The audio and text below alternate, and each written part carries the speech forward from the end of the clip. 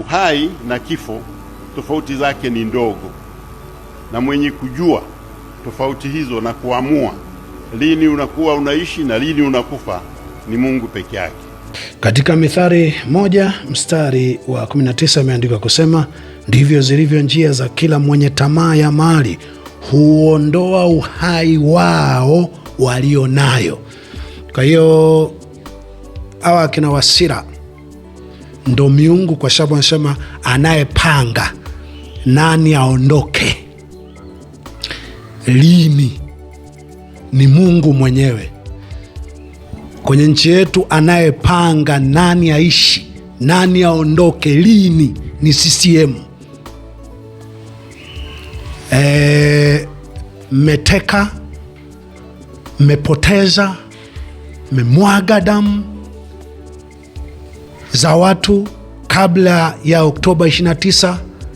Oktoba 29 naamini kabisa mmemwaga ni mapipa kwa mapipa ya damu za watu, mkapanga wasiishi kwa sababu ya cheo. Kwa hiyo ninyi ndio miungu wa Tanzania, kwa hiyo ndo mmemaanisha hivi, mmeongea hivi.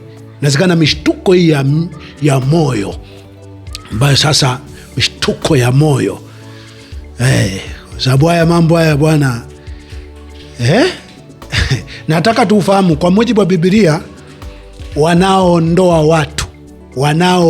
watu duniani kwa asilimia kubwa ni watu, isipokuwa kwa asilimia kubwa wanawaondoa kwa tamaa ya mali. Aidha mtapitisha madawa feki hospitalini, mtanunua vifaa feki vya matibabu kwa njia za sumu, kwa njia mbalimbali za kifupi tu. Nadhani ina maana hiyo na tunaijua hivyo, lakini tunaendelea tu kukumbushana. Tumsikilize kaka mkubwa mwingine hapa. Lakini sisi huko mitandaoni wapo wengine wakiandika utadhani ni Mungu kaandika, kama vile wao haya mambo hayawahusu kabisa. Utasikia mtafanya hivi. Mwenye masahihisho ni Mungu mwenyewe. Wa kuweza kujua nani ananuka ni Mungu mwenyewe. Na huyu kaka mkubwa anasema wa kujua nani ni msafi ni Mungu. Wengine wanaandika utafikiri miungu, na nyie munaua kwa kuwa binadamu ni Mungu ambaye alikuwa na uwezekano wa kulinda uhai wa wengine, akayaita ndo maendeleo, lakini pia anayo mamlaka anao uwezo wa kuondoa uhai wa wengine kwa ajili anavyotaka kupata. Sikia Zaburi 82:6, mimi nimesema ndinyi miungu na wana wa aliye juu nyote pia. Kwa nataka ujue kaka mkubwa, sisi ni miungu tulio na uwezo wa kulinda uhai wa wengine na tukayaita ni maendeleo, na kuua watu wengine na tukaona ndio kula kwetu sisi. Ndo nyie mmechagua, nyie ni miungu, lakini mliochagua njia ya kuua wengine ili familia zenu zile, wake zenu wale, alafu mkisha kufa wanze kutusumbua kutuomba msamaha, wakati nyie mmekaa kwenye cheo cha damu. Katika Yohana 10 mstari wa 34, Yesu akawajibu, je, haikuandikwa katika Torati yenu ya kwamba mimi nimesema ndinyi miungu? Niende ili la kuhukumu. Nani wa kuhukumu? Nani wa kuhukumu? Najua kuna wa kuhukumu wa kuhukumu, kujua nani msafi nani sio msafi ni Mungu peke yake. Ni sisi. Ndio maana nyie wengine sisi wote ni waongo, yaani mmechukua kila kitu cha Mungu.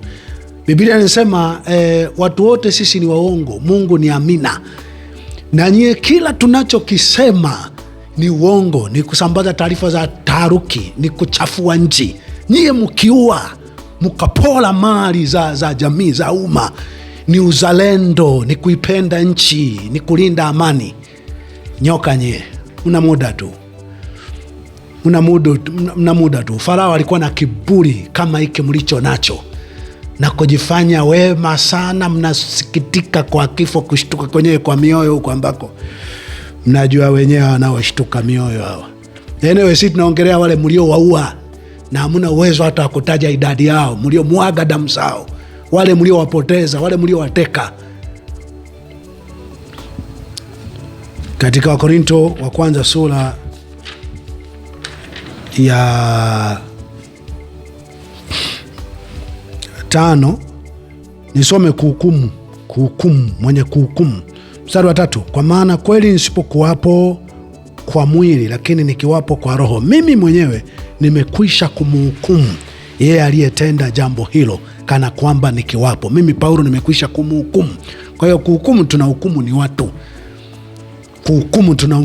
watu. Wale walioambiwa usihukumu usije kuhukumiwa, usimwadhibu mtu kwa kitu ambacho wewe mwenyewe unakitenda, kwa sababu ukimwadhibu mtu kwa kitu hicho ambacho wewe mwenyewe ni mwizi, ni muuaji, ni mlalushwa, unawaadhibu walalushwa wezi, na wewe utatendewa hivyo hivyo, kwa sababu apandacho mtu ndicho atakachovuna. Lakini haikukataza kumlipa mtu anachokistahili wakati unajua wewe hustahili au unastahili. Anyway, mstari wa 12 anasema, maana yahusu nini kwa hukumu wale walioko nje? Ninyi hamwahukumu hao walioko ndani, lakini hao walio nje Mungu atawahukumu. Ninyi wahukumuni, mhukumuni yule mbaya aliyeko ndani. 6 mstari wa 2, hao hamjui ya kwamba watakatifu watahukumu ulimwengu? Na ikiwa ulimwengu utahukumiwa na ninyi, je, hamstahili kukata hukumu zilizo ndogo? Hamjui ya kuwa mtawahukumu malaika? Basi si zaidi sana mambo ya maisha haya.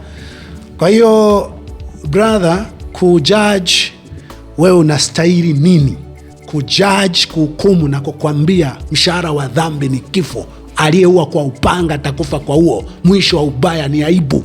Hiyo ni kazi yetu sisi. Na kukusema sawa na tamaa yako ya mali, hiyo kazi yetu sisi. Tutakusema sana, tutakusema sisi ndo miungu, tutakusema. Ila wengine tumechagua kukwambia cheo hakina thamani. Uwaziri mkuu, uwaziri, uwenyekiti, uraisi, ukuu wa wilaya, URPC na cheo kingine chochote havina thamani kuliko uhai wa watu.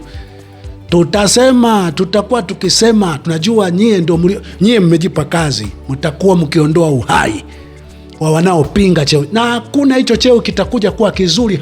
Hakuna uzuri, hakuna fidia mtalipa. Inastahili fidia ya uhai, haipogo. Fidia ya uhai, mliohusika kuua ndugu zetu, mnatakiwa mchinjwe, mkatwe, mpigwe risasi, mutekwe, muwekwe, mpigwe vile mlivyowapiga, mmwage damu zenu zimwagwe kama damu za kina Mdude, za kina Polepole ambayo tuliziona na ambazo zingine hatujaona, zingine mlizopiga vichwa watoto wa watu vichwani risasi, mkawapiga kwenye miili, mkawapiga mdomoni, mkawapiga kwenye matumbo. Hiyo ndio njia pekee. Anajifanya ni miungu ndio, ila na wewe ni Mungu. Wewe Mungu shetani uliyechagua kuua watu kwa ajili ya cheo. Sisi ni miungu tunaowakilisha uungu wa Mungu, kukwambia cheo hakina thamani kuliko uhai wa mtu. Kama na wewe umekiona hivyo, kiachie, ulikipata kwa njia haramu. Tumsikize Wasira hapa mwishoni. Anamaliza kwa kusema, unasema 2030 utakuweko. Ukweli kabisa, mumsikilize vizuri Wasira. Mumsikilize vizuri. Hao ndo miungu, hao ndo wanaopanga, hao CCM hiyo ndo inayopanga. Unani 2030 utakuweko, nani hautakuweko. Kwa sababu ndo kazi wanayofanya,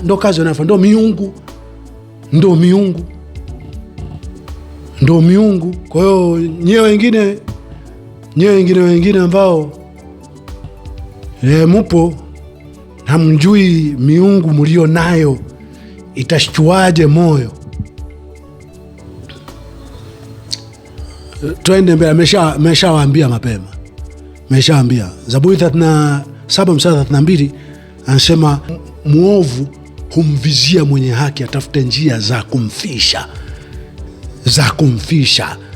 Kwa hiyo kama mmeshaambiwa hutakuwepo, achaneni na mawazo hayo ya kuwa rais.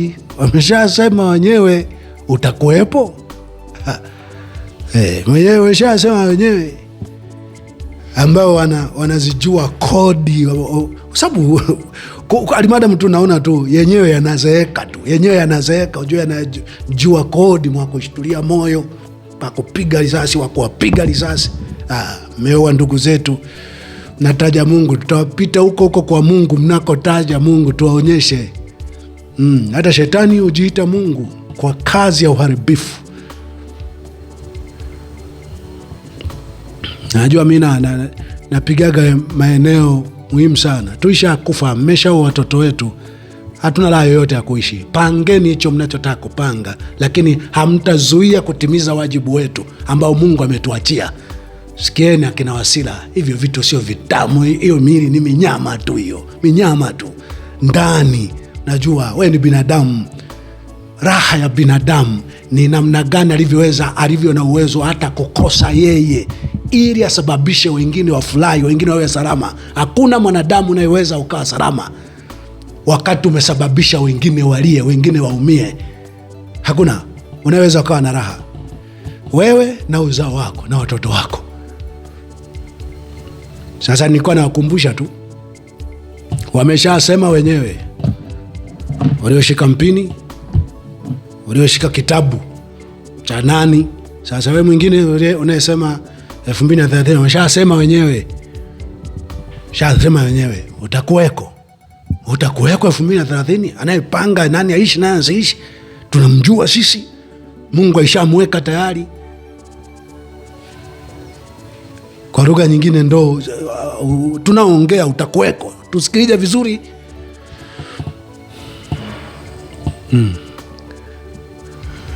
Sikia, mlioyafanya juu ya maisha ya watu wetu yametufanya hatuoni maana kabisa ya kuishi, isipokuwa kutimiza lile ambalo Mungu alituacha kwalo. Tutasema Mungu akiruhusu mtuue, mtatuua. Akiruhusu kutoka kwenye maneno haya, atashusha uwezo wake unaopita uwezo wenu, ambao sasa ataonyesha, nilikaimisha uwezo kwa ajili ya kulinda uhai wa ndugu zenu, kupata hasara nyie ili ndugu zenu wawe salama, lakini nyie mmeutumia huo uwezo kuua wenzenu kwa ajili ya kula nyie na watoto wenu. Atatokea na inawezekana atawainua humo kwenu, ili yatimie maneno ya Mtume Daudi ambayo alisema, kutoka kwa waovu ulitoka uovu kwa ajili ya kulipa kisasi juu ya mateso na machozi ambayo tumelia Watanganyika. Asante na hongera kwa kunisikiliza. Nimeambiwa na wengine wanazungumza urais wa mwaka 30. Mwaka 30 leo tumemaliza uchaguzi mwaka jana. Sasa tujenge kwanza nchi, tufanye maendeleo. Urais wa mwaka 30. Nani wewe umesema na Mungu kama utakuwa? Wewe kwa nini unamtesti Mungu sasa? Unaacha kuzungumza mambo yaliyopo ya kutekeleza ilani ya kujenga upya chama, unaanza kuzungumza urais. Mimi naunga mkono fulani. Unamuunga mkono nani? Amekuambia atakuwepo? Au wewe utakuwepo?